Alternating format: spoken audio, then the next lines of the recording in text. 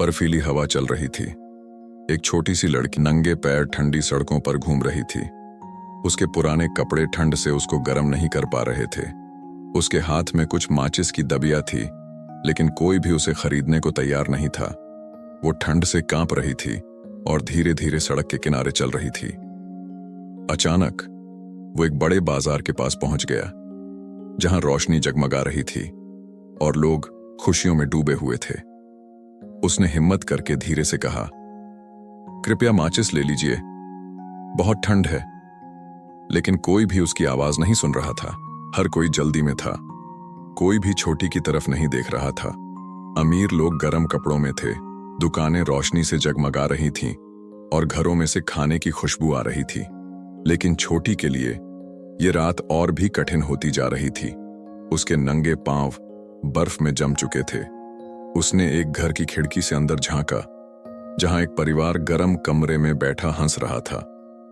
उसके पेट में दर्द हो रहा था, लेकिन उसे पता था कि अगर वो घर लौटेगी तो दांत पड़ेगी। ठंड से कांपते हुए उसने सड़क के किनारे बैठने का फैसला किया।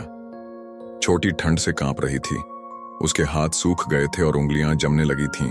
उसने सोचा, अगर मैं माचिस जला लूं तो शायद मुझे थोड़ी गर्मी मिल जाए।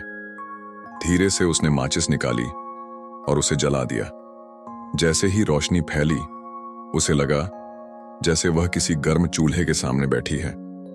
उसकी उंगलियां पिघलने लगीं और उसे कुछ शांति महसूस होने लगी। लेकिन जैसे ही आग बुझी, सब कुछ ठंडा हो गया। ठंड और भी बढ़ गई थी।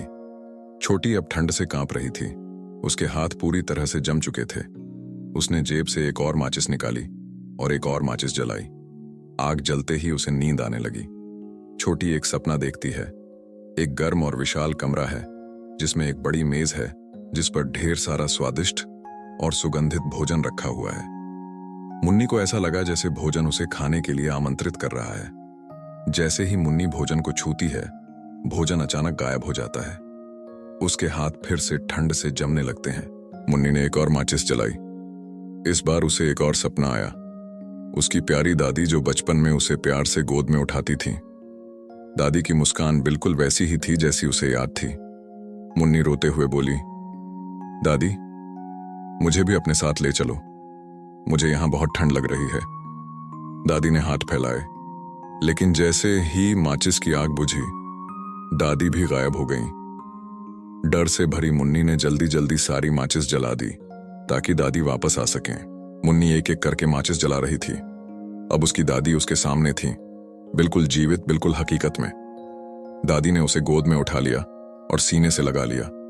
उसके हाथ गर्म हो गए। उसे लगा जैसे उसे फिर कभी ठंड नहीं लगेगी। धीरे धीरे अंधेरी रात उजाले में बदल गई। उसने आखिरी बार नीचे देखा।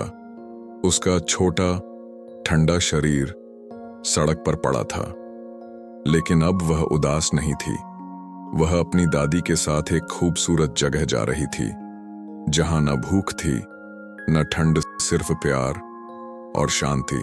सुबह लोगों ने सड़क पर एक छोटी बच्ची की लाश पड़ी देखी। कोई नहीं जानता था कि कल रात उसकी आंखों ने क्या देखा था, वह किस दर्द से गुजर रही थी। लेकिन अब उसे कोई दर्द नहीं था।